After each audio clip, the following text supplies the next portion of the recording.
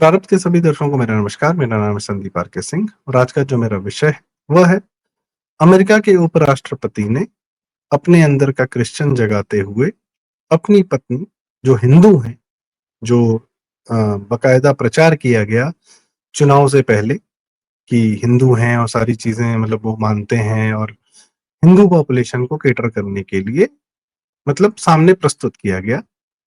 उन्होंने कल एक लड़की के सवाल के जवाब में यह कहा कि मैं क्रिश्चियन फेथ का हूँ, मैं अपने बच्चे जो है क्रिश्चियन के रूप में ही पाल रहा हूँ और वो क्रिश्चियन स्कूल्स जाते हैं। और चूंकि मेरी पत्नी हिंदू है तो मेरी ये इच्छा है कि वो कभी ना कभी धीरे धीरे मेरे फेथ को अपना ले। नहीं तो हमारे यहाँ एक फ्री विल नाम की चीज है और उनका जैसा विल है वैसा वो करें, कोई दिक्कत नहीं। यह जवाब जो उन्होंने दिया, एक लड़की थी, उन्होंने उनसे सवाल पूछा कि आपकी पत्नी स्वयं हिंदू हैं या क्रिश्चियन, सॉरी, अमेरिका में इमिग्रेंट हैं उनके माता पिता, तो आप लोग ये कैसे कह सकते हैं, आपकी पार्टी आपकी सरकार की पॉलिसीज ये कैसे कह सकते हैं कि इमिग्रेंट्स अब नहीं आने चाहिए और अब आप जो है रोक लगा रहे हैं। सवाल वाजिब था, पर वो लड़की भी थोड़ी डेल्यूजन में, क्योंकि किसी भी देश का जो पॉलिसीज होती हैं उसकी जो नस नस में समाया होता है, वहां की जो डोमिनेंट रिलीजन होता है, उस जमीन का जो डोमिनेंट रिलीजन होता है, वो उसकी हर पॉलिसी में कहीं ना कहीं दिखता है। ठीक है। और शनै शनै नेतृत्व हो, नेता हो, पॉलिटिक्स हो, कुछ भी हो, उसकी जो जड़ होती है, जिस कुएं से जो उसका जहां से वो अपना नर्चर कर रहा है, अपने सोर्सेज ले रहा है, एनर्जी ले रहा है, वह उस भूमि के रिलीजन में ही कहीं ना कहीं पैरवस्थ होती है। उदाहरण के स्वरूप पे मैं दो बातें आपसे कहता हूं। जॉर्ज डब्ल्यू बुश ने जब 9/11 के बाद एक बहुत प्रसिद्ध उसका स्लोगन था, वो भी रिपब्लिकन था, ट्रम्प की ही पार्टी का, कि either you are with us or against अस। और यह कहकर उसने इराक के सद्दाम हुसैन को मारा, इराक में बमबारी की, लीबिया में गद्दाफी को मारा, वहां बमबारी की, और पूरा जो भी वेस्टर्न एशिया का जो हमारा अरब देश है वहां क्या किया अमेरिका ने, कितनी बमबारियां की अपनी सेना भेज के, कई फिल्मों में, ऑस्कर विनिंग पिक्चर्स में लगातार दिखता रहा है। Either you are with us or against अस, ये आता कहां से? ये क्रिश्चियनिटी का थॉट है कि या तो कन्वर्ट कर लो या हम तुम्हें मार डालेंगे। दूसरा उदाहरण देता हूं। जब भारत ने न्यूक्लियर बम बना लिया, अटल जी, जो एक पहले जनसंघ फिर भारतीय जनता पार्टी और संघ से आते थे, भारत की हिंदूवादी विचारधारा से आते थे, तो उन्होंने कहा कि यह हमने अपनी रक्षा के लिए रखा है और हम इसका पहला उपयोग नहीं करेंगे। हम न्यूक्लियर बम पहले इस्तेमाल नहीं करेंगे, नो फर्स्ट यूज पॉलिसी। किसी ने हम पे न्यूक्लियर बम गिरा दिया तब हम इसका इस्तेमाल करें। उन्हीं अटल जी के कार्यकाल में कारगिल हुआ। कारगिल में हमने देखा कि उन्होंने कहा नहीं, एलओसी आप क्रॉस नहीं करेंगे, कोई भी कारण रहे, हमको अपनी सीमा में रहकर अपनी लड़ाई लड़नी है, अपनी सीमा में रहकर अपनी भूमि पर कब्जा करना है। ठीक। आप ये विचार देख रहे हैं, नेतृत्व का विचार कहां से आता है? मैं अटल जी की बात इसलिए कर रहा हूं क्योंकि कांग्रेसी सब भी भारतीय नहीं है।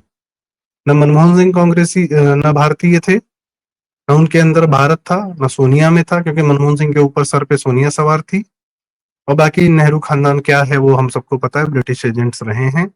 और बाकी चंद्रशेखर जी और ये वीपी सिंह और ये जितने भी बीच में आए, अरे गहरे नत्थु खैरे पीएम, ये सब समाजवाद से पीड़ित, प्रताड़ित, समाजवाद से बहुत प्रभावित लोग थे। समाजवाद और सेकुलरिज्म सब वेस्टर्न थॉट्स हैं। भारतीय हिंदू विचार से प्रभावित कोई नेतृत्व था तो उसके क्या विचार होते हैं। और अमेरिका की अब मैं बात करूं, जेडी वांस। जेडी वांस वो हैं जो ट्रंप के बाद जरूर से रिपब्लिकन के राष्ट्रपति पद के प्रत्याशी होंगे। तो ये जो सवाल है ना जो इस लड़की ने पूछा है, ये तलवार की तरह पूरे रिपब्लिकन्स पर लटक रहा है कि पत्नी हिंदू है, पत्नी ब्राउन है, पत्नी एंग्लो सेक्शन नहीं है, तो तुम दुनिया के बाकी लोगों को कैसे रोक लोगे अमेरिका में आने से? और ये उनका सबसे बड़ा प्लैंक है, पॉलिटिकल प्लैंक है। तो कल को वह क्या करेंगे अंततः, उषा वेंस जी के साथ क्या होगा वो तो भविष्य बताएगा। पर इस समय प्रेजेंट में विचार यह है। मेरे लिए इन दोनों का पारिवारिक या अंदरूनी पारिवारिक क्या मसला है वह मुझे नहीं, वह मेरा मुद्दा नहीं। मेरा मुद्दा यह है कि दूसरे की भूमि पर जब भारतीय पहुंचता है, हिंदू पहुंचता है, वो उस भूमि के सारे कानून, सारे नियम, सब कुछ मानता है, एडजस्ट करता है, अपने बच्चों को उसी कल्चर में थोड़ा सा अडॉप्ट करने की भी कोशिश करता है, उनके तौर तरीके सीखता है बिना किसी का नुकसान पहुंचाए, मेहनत करके, कर्म करके। और मैं सिर्फ हिंदू की बात कर रहा हूँ, बाकी कोई और किसी की बात नहीं कर रहा हूँ। कनाडा में क्या हो रहा है, कौन जाता है वहां पे क्या कर रहा है, ड्रग्स के रैकेट में फंसा हुआ है, वो हम सब जानते हैं। बाकी पाकिस्तानी जब मुसलमान जब पहुंचता है ब्रिटेन में तो वहां लाखों लड़कियों का रेप करता है, अमेरिका में पहुंचता है तो क्या करता है, ये सब हमको पता है। मैं सिर्फ हिंदू परिवार की बात कर रहा हूँ, उसकी मानसिकता क्या होती है। तो वह जो है बड़ी बड़ी कंपनी के सीईओ बनता है, वो कुछ बनाता है। क्यों? अमेरिका को जब तक जरूरत थी शारीरिक बल की अमेरिका को बनाने की, और अमेरिका के व्हाइट एंग्लो सेक्शन क्रिश्चियंस को, क्योंकि अमेरिका को बनाया, आज जो अमेरिका है वो यूरोप से जब ये जितने इटालियन, ब्रिटिश, फ्रेंच ये सब भाग के वहां पहुंचे, चर्च से प्रताड़ित होके पहुंचे थे, लेकिन थे तो क्रिश्चियन ही। वहां पहुंचे, वहां के रेड इंडियंस को मार दिया, सब कुछ कर दिया, वो पता नहीं क्या क्या कर दिया, वो तो सारा क्या प्रताड़ना है उनका इतिहास, वहां के रेड इंडियंस को तो बोलने लायक नहीं छोड़ा। खैर वो एक अलग कहानी। रेड इंडियंस अमेरिका को खुद क्या कहते थे, उस भूमि का नाम उन्होंने क्या रखा था, यह भी आज तक किसी को नहीं पता है। अमेरिका शब्द भी ये बाहरी जितने एंग्लो सैक्सन क्रिश्चियंस गए थे, इन्होंने ही दिया। खैर, तो जब अमेरिका को शारीरिक बल से बनाने की बात थी, वहां पर खेतों में काम कराना था या माइंस में काम कराना था, या एक सोने की खान ढूंढनी थी, तेल ढूंढना था, तब इनको शारीरिक बल की आवश्यकता थी। तभी अफ्रीकन से लेकर आए और वहां स्लेव्स बनाकर, जो कि क्रिश्चियनिटी का पुराना शगल है पूरे। आज भी इस्लाम अभी भी, क्रिश्चियनिटी और अमेरिका ने तो फिर भी एक लड़ाई लड़के स्लेव्स को के व्यवहार को बंद किया, पर आज इस्लाम तो आज भी वहां तो अभी भी चल रहा है। तो ये दोनों एक ही हैं, अलग अलग नहीं। तो तब इन्होंने ब्लैक्स को किस तरीके से प्रताड़ित करके उनका सारा खून चूस कर इस्तेमाल करके अमेरिका बनाया, जब तक शारीरिक बल की आवश्यकता थी। फिर आवश्यकता पड़ी बुद्धि बल की। तो इनके यहाँ से बहुत लोग थे जो भारत के बहुत सारे ग्रंथ पढ़े और वहां का पूरा उठाकर, वो सब आदित्य सत्संगी जी बहुत सो लोग बताते रहते हैं। फिर वहां पे उनको ऐसा जरूरत पड़ी कि बुद्धि से बली लोग आए हमारे यहाँ कार्य करें, तो इंडियंस को H1B वीजा और इस तरीके से भारतीयों के लिए, दुनिया के बहुत लोग के लिए खोला। लेकिन चूंकि भारतीय हिंदू जो है ना ज्यादा इवॉल्व होता है, क्योंकि भारतीय हिंदू समाज में कभी उसके दिमाग को बंद करने का कार्य नहीं किया गया, जो हर रविवार को बुला के क्रिश्चियंस करते हैं, हर जुम्मे को बुला के इस्लामिस्ट करते हैं। हम मौलाना और फादर पेस्टर ही बताएंगे क्या करना है क्या नहीं करना है, उनका किसको वोट देना है क्या नहीं करना है। इस तरीके का एक पूरी प्रक्रिया है वहां। अगर कोई नया विचार आ रहा है तो उसके साइंटिस्ट को मार दो, गैलीलियो कोपरनिकस को प्रताड़ित कर दो। ये सब कार्य क्रिश्चियनिटी कर चुकी है। बाकी इस्लाम में तो नए विचार के लिए क्या है वो हम सबको पता है, वो तकलीद चलती है कि अपना अकल मत इस्तेमाल करो, मौलाना साहब जो फतवा दें वही बस वही देखो कि इस्लाम के अकॉर्डिंग हराम क्या है हलाल क्या है। ठीक। भारतीय हिंदू विचारधारा में ऐसा कुछ नहीं। आप मूर्ति पूजा करते हैं, अच्छी बात है, नहीं करना चाहते हैं ठीक है, कर सकते हैं। आप अपने धर्म में कोई कुरीति देख रहे हैं, उसका सुधार करना चाहते हैं, करिए। आप भक्ति भाव में हैं, वो भी कर लीजिए। कुछ गलत हो रहा है, आपके अंदर के जातियों से कुछ नेता आ रहे हैं, अच्छी बात है। तो सबको एक संघर्ष के साथ एक नई बात रखने का, और हिंदू समाज अपने आप को बदलता भी है और थोड़ा नहीं भी बदलता है, रूट्स रखता है, बाकी समय अनुसार अपने आप को परिवर्तित करता रहता है। बहुत सारे उदाहरण है। खैर, तो इस प्रक्रिया में क्या होता है, हिंदू समाज अपने लोगों के मस्तिष्क को इवॉल्व होने की पूरी पूरी छूट देता है, या इतने बंधन नहीं लगाता जितना ये दोनों लगाते हैं। तो बुद्धि से बली होते हैं हम सब हिंदू समाज वाले। फिर परिवार एक सिस्टम है, माता-पिता किस प्रकार से अपने बच्चे पालते हैं, किस प्रकार से उनको फ़ोकस करते हैं कि एजुकेशन पे फ़ोकस रखो, पहले अपने आप को बना लो। पहले स्वयं को कुछ स्वयं में कुछ हो जाओ, सक्षम हो जाओ, उसके बाद किसी और रिलेशन में जाकर उनकी ज़िम्मेदारी उठाने लायक हो जाओ। अमेरिकन समाज में तो टीनेज प्रेगनेंसी और ये वो सब चल रहा है कि भैया खुद कुछ हुए हैं, चाहे नहीं हुए हैं, ड्रग्स ले रहे हैं, कुछ भी कर रहे हैं, लेकिन हमको जो है प्रेग्नेंट हो जाना है, क्या करना है, क्या नहीं करना है, पढ़ाई-लिखाई तो कोई मतलब ही नहीं। तो ये वेस्ट की पराकाष्ठा है अपनी। तो इनको जब बुद्धि से लोगों को उनकी बुद्धि का इस्तेमाल करने की आवश्यकता पड़ी तो इन्होंने इंडियंस बुलाए। तो हमारे यहाँ से ऑफ कोर्स हमारे यहाँ पे कांग्रेसी और गांधी परिवार रूल कर रहा था, जो यहाँ पे लाइसेंस कोटा परमिट राज, वो भी ब्रिटिश एजेंट की। यहाँ भारत प्रताड़ित रहे तो यहाँ के ढंग के लोग निकल कर अमेरिका चले जाएं। आईआईटीज बनाए नेहरू ने। आईआईटीज से अगर इंजीनियर निकलेगा तो करेगा क्या? अगर यहाँ पर व्यापार या यहाँ उसको यहाँ के साइंटिस्ट को अगर कुछ अपना कार्य करके अपनी कंपनी बना के भारतीय समाज के लिए कुछ सर्विस देने के लिए मौका ही नहीं है, क्योंकि उसकी उसका नियंत्रण तो सारा नेहरू के ब्यूरोक्रेसी के पास है। लाइसेंस कोटा परमिट राज चल रहा है कि जनता 2 किलो चीनी के लिए और मिट्टी के तेल के लिए राशन में लगी हुई है। तो भारत में वह सब व्यवस्थाएं थी नहीं, उतने मौके नहीं थे, तो लोग गए बाहर, मेहनती लोग बाहर गए। बिहार के लोग क्या पूरे देश में निकलकर अच्छा काम नहीं किया? किया। यूपी के लोगों ने माफिया राज से निकल के पूरे देश में गए, अच्छा काम किया? किया। क्यों? माहौल का फर्क। वैसे ही भारत के लोग बाहर निकले, अमेरिका गए, बड़े-बड़े काम किए उन्होंने। क्षमताएं थी, सदैव क्षमताएं थी। इस बात को अमेरिका पहचानता था और इसीलिए भारत को प्रताड़ित करके सदैव रखता था। ये पाकिस्तान नाम का जो तलवार हमारे सर पे लटका के रखा है, अमेरिका ने लटका के रखा है। और भारत में जितने आतंकवादी हमले हुए हैं, 26/11 हो चाहे कुछ भी हो, सब अमेरिका के नजर में, सब अमेरिका के समर्थन से हुआ है। इसका सबसे बड़ा उदाहरण कि अमेरिका पर हमला करने वाला सबसे बड़ा आतंकवादी ओसामा बिन लादेन कहाँ पकड़ा जाता है? पाकिस्तान में। और भारत पर हमला करने वाले 26/11 में सबसे बड़ा आतंकवादी हमला था, उसके जो मेन परपेट्रेटर्स थे डेविड हेडली और ताहूर राणा, वो कहाँ पकड़े जाते हैं? अमेरिका में। खालिस्तानी एजेंट पन्नू कहाँ बैठा है? अमेरिका में। तो ये सब बातें थोड़ी सी अलग हो रखी हैं। फिलहाल हम वापस लौटते हैं कि अमेरिका को जब भारतीय लोगों की, भारतीय ज्ञान की, भारतीय लोगों की जरूरत पड़ी, खुले हाथ से बोला अमेरिकन ड्रीम। यहाँ के लोग गए, वहां जीवन बनाया। पर अमेरिका जी कभी ना कभी तो बताएगा ना कि भूमि तो मेरी है, इस भूमि पर मैक्सिमम क्रिश्चियंस हैं और क्रिश्चियन थॉट ही प्रिवेल करेगा। और हिंदू जब अपनी जमीन पर, अपनी भूमि पर, इंडिया, भारत जब राइज करेगा तो ये अमेरिका को पसंद नहीं आएगा, क्योंकि अमेरिका और भारत की बात ही नहीं है, ये बात क्रिश्चियनिटी और हिंदू की है, सनातन की है। ये कन्फ्लिक्ट है और ये दिखेगा। और अमेरिका में जितने भारतीय हैं वो कृपया अपने आप को संभालें। ये आपके साथ होने वाला है जो कल जेडी वांस ने खुलेआम अपने सपोर्टर्स को यह कह दिया कि मेरे बच्चे क्रिश्चियन हैं और मैं चाहूंगा कि मेरी पत्नी किसी दिन क्रिश्चियन हो जाए। और मैं यह नहीं कह रहा हूं कि जेडी वांस ने क्या कहा। अगर वह ट्वीट आपको दिखे या वह वीडियो आपको कहीं दिखे, मैं इस समय शेयर नहीं कर सकता हूं कॉपीराइट के चलते, आप देखेंगे कि जनता का क्या रिएक्शन था उसकी इस बात को सुनकर।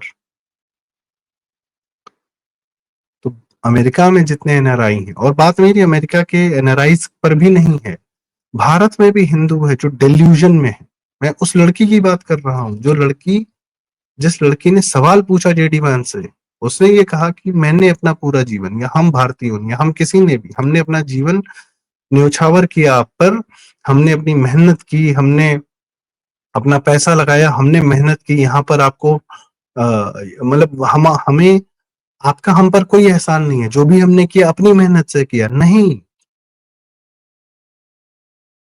होता है, वो उस देश के कानून से मिलता है, और उस देश के कानून, उस देश की राजनीति, वहां पर जो प्रेवलेंट मजहब या रिलीजन होता है उससे बहुत ज्यादा प्रभावित होता है। वो लड़की डिल्यूजन में है, उसको आज भी लगता है कि वो अमेरिका सेटल होने गई थी, अब तो अमेरिकन सी हमको बाहर कर रहे हैं। आपने, अमेरिका के कुछ लोगों ने एक समय में कानून बनाया, आपको बुलाया, आज अमेरिका के कुछ लोग एक कानून बनाएंगे, आपको बाहर कर रहे हैं। आप उस धरती के हो ही नहीं। कुछ साल पहले मैंने कुछ उत्तर प्रदेश के लोग जो बाहर गए थे, मुंबई में या कहीं भी रहते थे, उनसे कुछ इंटरव्यूज किए थे कि पलायन का क्या उन पर असर आया है। उसमें से एक लड़के ने एक बात कही कि आप यहाँ पर 10 साल, 20 साल, 25 साल, 30 साल रह लीजिए, पर किसी न किसी दिन आपको कोई ना कोई आकर ये बता देगा कि तुम तो यहाँ के नहीं हो, तुम बाहर के हो। यही बात आपको अब अमेरिका में देखने को, सुनने को मिलेगी, क्योंकि कोई देश सिर्फ देश नहीं, उस देश पर जो धर्म है, जो रिलीजन है, जो मजहब है, उसकी परछाई है, उनकी पूरी तरह आधिपत्य होता है।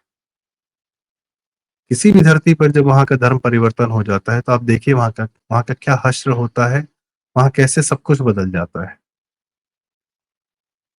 अमेरिका में जो भारतीय हैं, जिन्हें लगा था कि अमेरिकन सोसाइटीज में हमको बड़े खुले विचार हैं, डेमोक्रेट्स हैं, पहला नुकसान हिंदू धर्म का होता है, क्योंकि हिंदू धर्म के लोग बिल्कुल ये नहीं समझ पाते कि आपके खुले विचार किसी को नहीं चाहिए। सबके अपने दिमाग बंद हैं, सबके अपने विचार एकदम खत्म हैं, सबको हेवन हेल, जन्नत दोजख, वो इसी में जी रहे हैं, और यहाँ पर सिर्फ आए हैं सबको कन्वर्ट करने के लिए, बनाने के लिए। इस्लाम की जो विभीषिका हम देखते हैं वह बेसिकली क्रिश्चियन थॉट से उठती है। और कम्युनिस्ट को तो भगवान या अल्लाह या गॉड भी नहीं चाहिए, उसको तो मारने के लिए कोई बहाना नहीं चाहिए। तुम हमारे नहीं हो तो हम तुमको मार देंगे, उसके लिए उसको कोई बहाना नहीं चाहिए। तो यह तो आपको दिखेगा। इसमें आपके पास समाधान क्या है?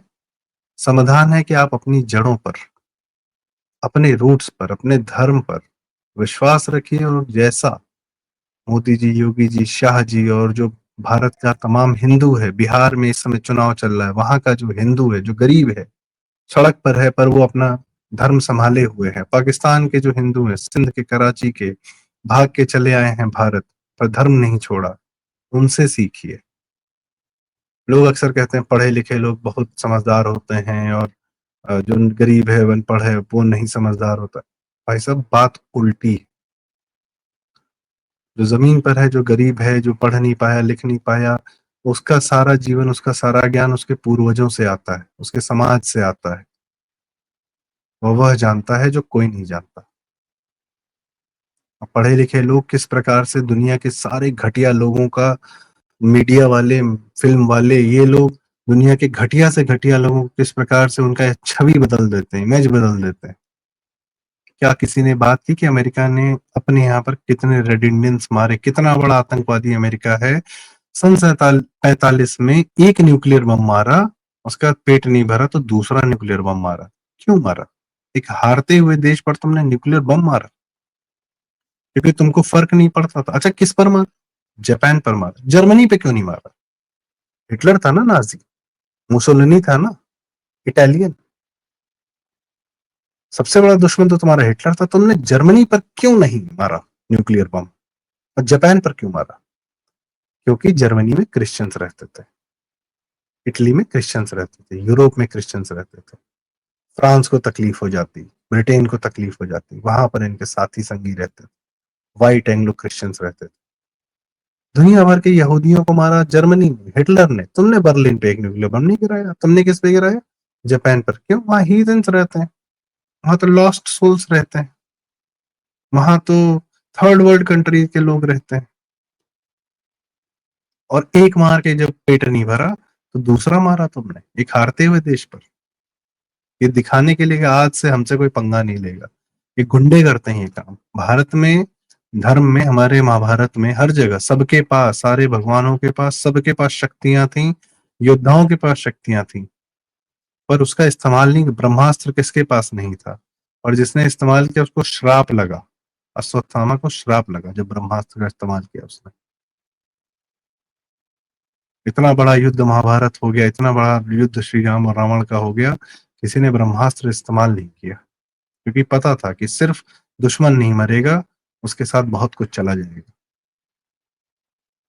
अमेरिका असुरों की धरती है। ये जो पैशाचिक वृत्ति है ना, अपना बनाओ, हमारे हो, नहीं तो हम तुमको मार डालेंगे। अमेरिका वही। किस देश को परेशान नहीं किया, किस देश को तकलीफ नहीं दी? साउथ कोरिया, नॉर्थ कोरिया आपस में लड़ते रहो, वियतनाम जाके वियतनामीज को परेशान किया, मारा। तुम अटलांटिक पार, जो एक शब्द होता है, 7 समंदर पार, तुमको क्या मतलब? तुम्हारे आसपास के देशों का क्या हाल है? कनाडा बहुत अच्छा रखा है क्योंकि वहां पे व्हाइट एंग्लो सेक्शंस हैं, और मेक्सिको और बाकी नीचे अर्जेंटीना, चिली विली, सबकी तुमने बत्ती लगा रखी, कोलंबिया सबको तुमने ड्रग्स का अड्डा बना रखा है। तुम इतने बड़े देश थे तो इन देशों के साथ क्या किया तुमने? इनको क्यों नहीं बेहतर कर दिया? यहाँ क्यों नहीं इन्वेस्टमेंट की? जो जो काम तुमने चाइना के साथ किया, कि चाइना में पैसा डाल के मैन्युफैक्चरिंग का हब बना दिया, वो काम तुमने Mexico, Chile, America, sorry Argentina, Brazil में क्यों नहीं किया? वो तो तुम्हारे पास में थे। ये पैशाचिक प्रवृत्ति के लोग हिंदुओं, भारतीयों, ये आपको कहीं का नहीं छोड़ेंगे। एक उदाहरण देता हूँ, अपनी धरती पर, अपनी जमीन पर कैसे रहा जाता है। लोग कहते हैं पंजाब पर बहुत आक्रमण हुआ, इस्लामिक आक्रमण हुआ, इसलिए पंजाब जो है थोड़ा मस्त मौला हो गया, कि जो आज है वही आज है, बाकी कल का कुछ नहीं है। और जो भी हुआ, जो आज हम देखते हैं कि सिख जो है पूरे सीधे सीधे गुरु गोविंद साहब ने एक नए पंथ की रचना की लड़ने के लिए, लेकिन क्या हुआ? वो ईसाई हुए जा रहे हैं बिना किसी मतलब के, सिर्फ पैसे के चक्कर में या किसी भी चक्कर में। हाँ, पंजाब सबसे समृद्ध भूमि थी, फिर आपको ईसाई होने की क्या जरूरत थी? मानसिकता। और यही ये मुगलों या जो भी जितने थे, तुर्क वगैरह, सबसे ज्यादा इन्होंने राज्य कहाँ किया? भारत के उत्तरी भारत पर किया ना। जो आज का हरियाणा है, राजस्थान है, मध्य प्रदेश है, उत्तर प्रदेश है, यहाँ के लोगों ने तो अपना हिंदू धर्म नहीं छोड़ा। इनसे प्रताड़ित हुए, 500-600 साल प्रताड़ित हुए। एक पेड़ के नीचे एक पत्थर रख के जरा सा सिंदूर लगा के उसको पूज लिया, पर धर्म नहीं छोड़ा। अपने शिवलिंग, अपनी मूर्तियां लेकर कुएं में कूद गए, धर्म नहीं छोड़ा। गोरखपुर नाम की एक जगह है, वहां के लोगों ने, वहां के लोगों से सत्ताएं सदैव खिलाफ रही, चाहे कांग्रेस की सत्ता हो, चाहे मुलायम सिंह की थी, या चाहे अखिलेश यादव की थी, चाहे किसी की थी, पूरे पूर्वांचल की ऐसी की तैसी कर रखी थी। पर गोरखपुर के लोगों ने कहा कि हमारी जो है सीट जो है सांसदीय की, वो मंदिर की है, और उसमें अगाध विश्वास रखा उन्होंने। आज उस मंदिर ने, आज गोरखपुर के लोगों के उस अगाध विश्वास ने क्या दिया हमें? योगी आदित्यनाथ। आप समझ सकते हैं मैं क्या कह रहा हूं? अपनी जमीन पर, अपने धर्म पर टिकिए। गुजरात के लोगों ने क्या दिया हमें? नरेंद्र मोदी। स्वयं पर विश्वास रखते हैं, अपने व्यापार पर, अपने धर्म पर, जय श्री कृष्ण पर रखते हैं, और जानते हैं कि अपने सर्वाइवल के लिए क्या जरूरी। दुनिया जाते हैं, दुनिया में बड़े बड़े व्यापार करते हैं, पर अपने धर्म पर अडिग रहते हैं। जबकि बहुत सारे लोग हैं, जरा सा पैसा आता नहीं है, सबसे पहले अपनी ही जड़ों से कटना शुरू हो जाता है। तो ये जो भी अमेरिका में इस समय भारतीय हैं, जो अपनी जड़ों से, अपने धर्म पर वापस नहीं आएगा, और यदि उसके लिए अपनी जमीन पर वापस आना पड़े, तो वह भी ठीक है। एक समय था, आप यहां से वहां गए, बढ़िया जीवन बनाया, और उसके बाद अगर वापस आने की भी आवश्यकता है, बहुत अच्छा, कोई बात नहीं। आज का अमेरिका, आज का भारत, पूर्व काल का अमेरिका है। आज भारत में वो मौके हैं जो अमेरिका में नहीं थे। आइए, भारत बनाइए, अपनी जमीन पर रहिए, कोई ये नहीं कहेगा कि तुम यहाँ के नहीं। अमेरिका में अब ऐसे लोगों की संख्या बढ़ने वाली है जो हिंदुओं से पर्टिकुलरली कहेंगे कि तुम यहाँ के नहीं हो, चले जाओ।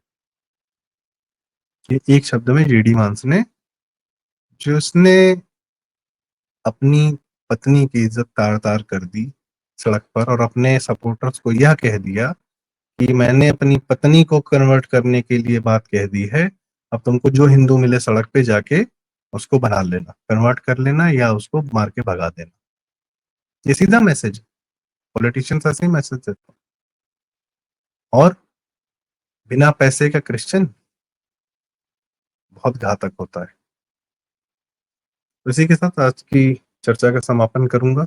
आपको यह बात कैसी लगी, अपनी राय हमें कमेंट्स में जरूर बताएं, और कृपया वीडियो लाइक करें, शेयर करें। आपके माध्यम से बातें दूर जाती हैं तो बेहतर रहता है, और चैनल जरूर सब्सक्राइब करें। प्रारूप बहुत बहुत धन्यवाद, नमस्कार।